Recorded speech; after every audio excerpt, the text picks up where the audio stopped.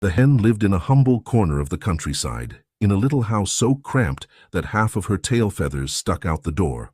One afternoon, a goat appeared. "Can I sleep here tonight?" he asked excitedly. The hen choked on her breath. She knew there wasn't enough room for both of them in the house. Would you like some boiled corn instead?" she stammered, trying to change the subject.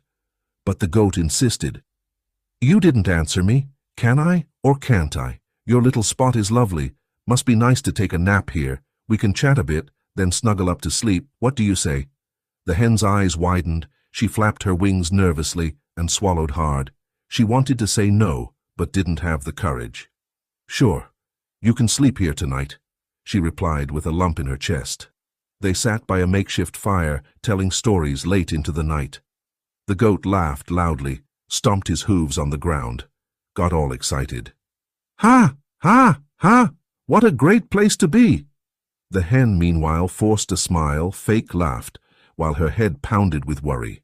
When bedtime came, she arranged the goat inside the house, covered him with her only blanket, and climbed onto the fence to spend the night outside. It rained, the wind howled, and it was terribly cold. The hen curled up tightly, shivering like a leaf in the wind. The early morning dew chilled her to the bone. The next morning, the goat came out of the little house holding the only ear of corn the hen had saved for her lunch. "Can I eat this corn?" he asked, already biting into it. Well," she tried to respond, trembling. "Can I or can't I?" he pressed, looking serious. "Yes, of course," she replied, with a knot in her throat. The goat devoured the whole ear, licked his lips, and burped loudly. Meanwhile, the hen spent the day hungry, wings drooping, weak from the cold night and lack of sleep. By the end of the day, the goat, his belly so full he could barely stand, made another request. "Take me home. I'm too heavy. I can barely walk." Well," murmured the hen, almost fainting. "Are you going to take me, or do you want to ruin our friendship?" he snapped, using emotional blackmail.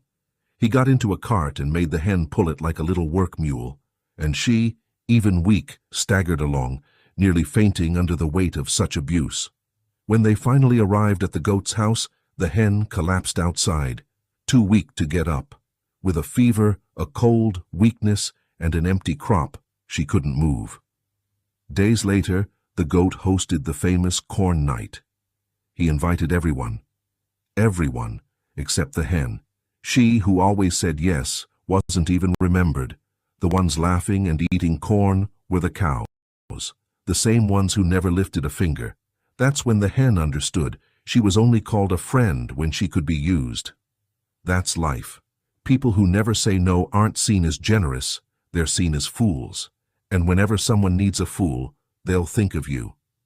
Generosity is beautiful, but saying yes all the time is giving up on yourself. Saying no when you could help is cruelty to others. But saying yes when you can't is cruelty to yourself. Learn to take care of yourself. Learn to say no. If this story touched you, tag someone who keeps